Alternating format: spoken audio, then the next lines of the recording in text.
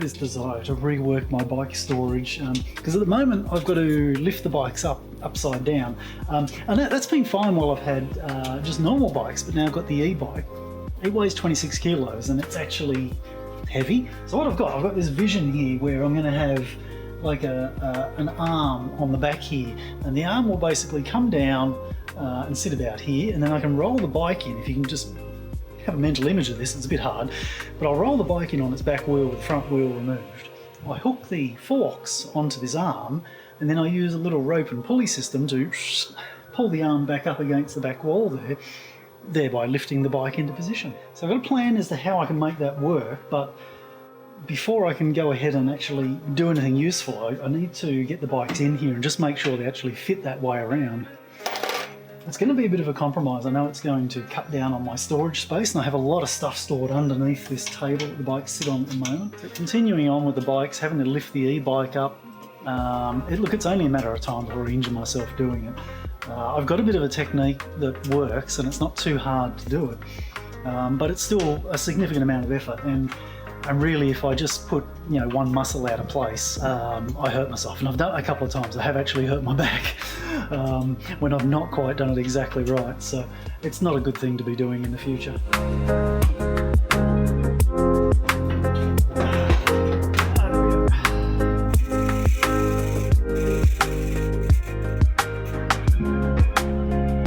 And this is why I need to do a bit of a test, because this is not looking encouraging. The handlebar is kind of hanging out.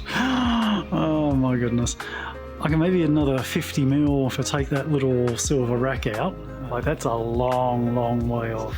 Even the seat's hitting. So it seems if I sort of push the forks down behind the fridge a little bit, which is not an impossible thing to do, I then can get the bars in far enough for the door to shut. Because it tilts it forwards, it actually lifts the back of the seat up a little bit too. We get like a millimetre of clearance. The bike on this side is not going to be a problem because my cupboard's on an angle, I've actually got extra space there. So the other bike will go in no problems, I believe. I believe that'll shut. You guys go in there and we'll see how the door shuts. And one of the things I was hoping to achieve by doing this is having the ability to get two big bikes in here, because I'd really like to replace my old analog bike with an equivalent version of this one, my e-bike, with all the same geometry and everything, because I struggle going between the two bikes. And the e-bike has the geometry and everything that I really enjoy riding. It's a much more capable bike just because of the way it is. It's a big bike, basically. But the problem is now, if we can just sort of see in here, even loading the bikes up this way, you can see the forks here squeezing down behind the fridge on my old bike, and there's a metal brace that I've got there, and it's only just squeezing underneath that metal brace. And you can see how high the forks are on the e-bike here. So if I was to get a bike with this same geometry, it's not going to fit anyway. So just kind of fiddling about putting the big bike onto that side as well. And I did manage to get it so the door shuts and everything. The seat's clear, the handlebars are clear, but it is on a fair angle. I reckon I could still fit another bike in there and get it in and out without too many dramas. I have spaced it up by about 50 mil. And it's really pushing it with the forks up there. It's really wedged in. So sadly, the idea is not totally dead yet. It might work, but it's a might. I reckon I can make it work. Anyway, put this all back together before I wear out my welcome with my friend, whose driveway I've borrowed to do this. So I better clean up my mess.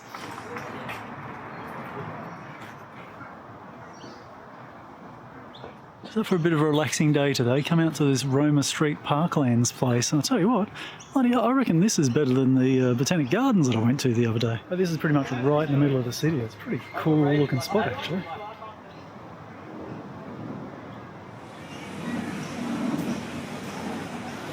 And there's the city, right in the middle of it. Oh, at least on the edge of it anyway.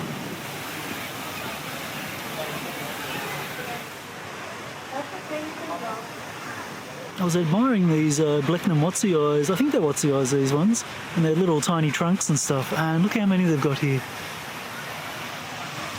Both sides of the path. Crazy.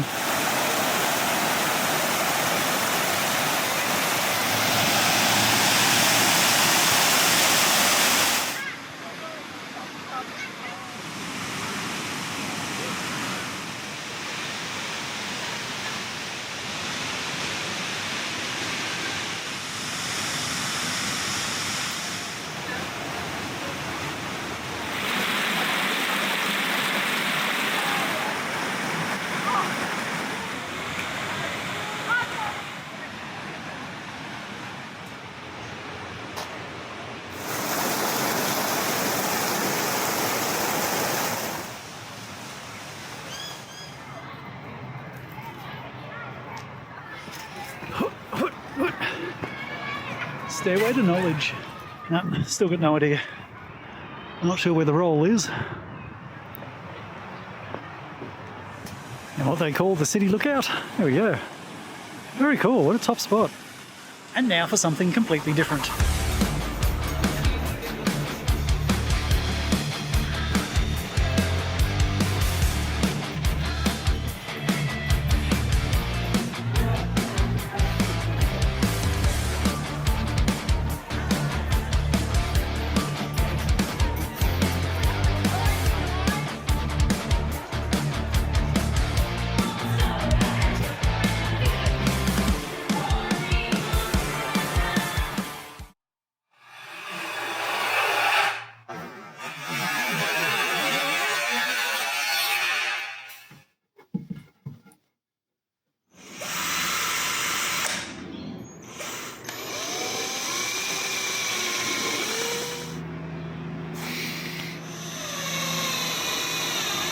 So what I've done here, I've put a temporary board in the middle here to hold these top and bottom pieces in place, because otherwise they're just kind of floating in air and there's nowhere to go.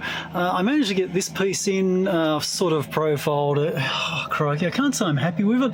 You know, if I had the dedication and patience, I would do that again and get that corner a bit better so it matches up nicer. So my current issue now is on this end, I need to do the same sort of thing, have a piece of wood that comes straight the way down.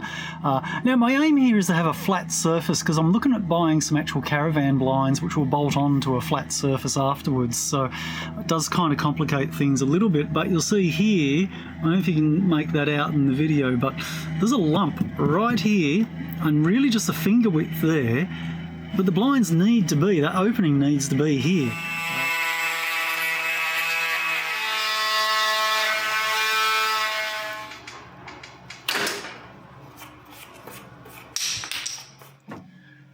Righto, good enough. Actually better than what I was expecting, so happy with that. Well, we're getting close on this now. I've just put it up and drilled all the holes for mounting it, so I've got basically 8 screws, 2 at the top, 2 in each corner. One little hassle I had is a bit of a gap here, so I've stuck cardboard in there now, which I'm going to use as a bit of a template to cut out some of this 4mm ply. Now I'll have to put a bit of ply on the back end of the frame there just to bridge that little gap. Anyway, getting close now, and then, well, there's the other side that needs to be done. Another bright, sunny, beautiful day.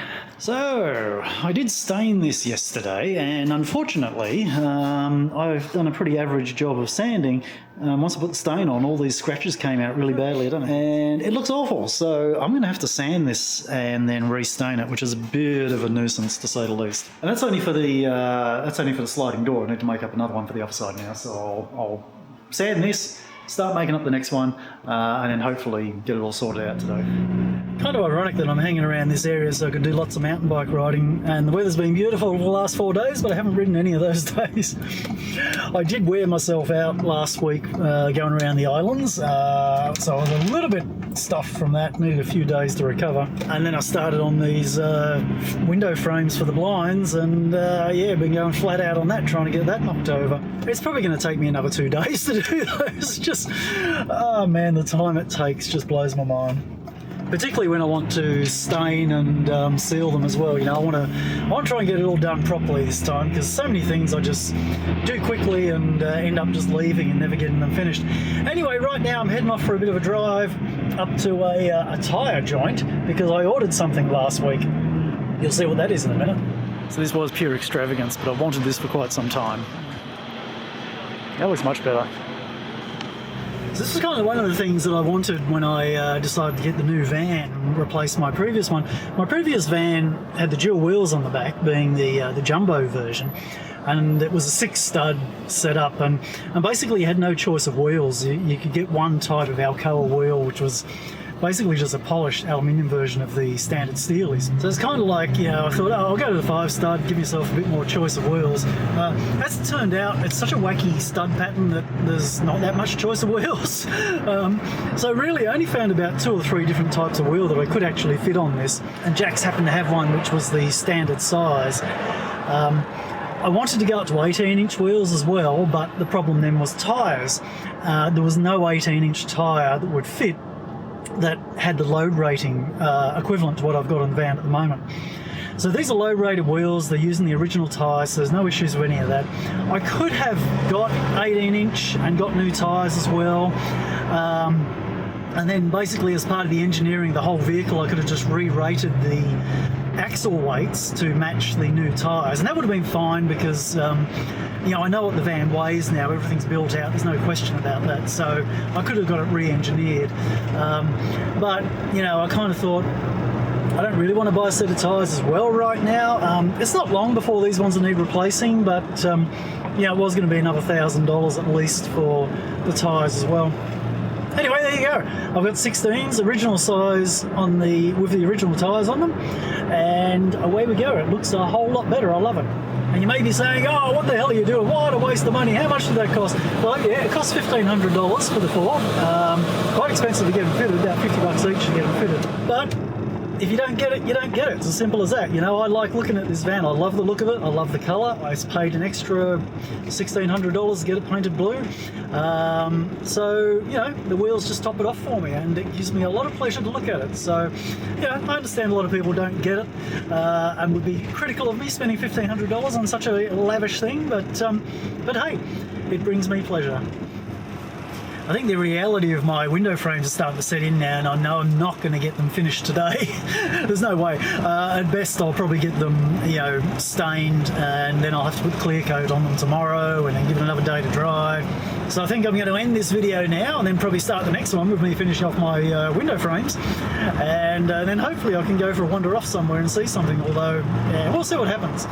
So I'll leave you now as I enjoy driving on my shiny alloy wheels, and I'll catch up in a few more days. So thank you very much for watching, and yeah, I'll be back soon. Bye.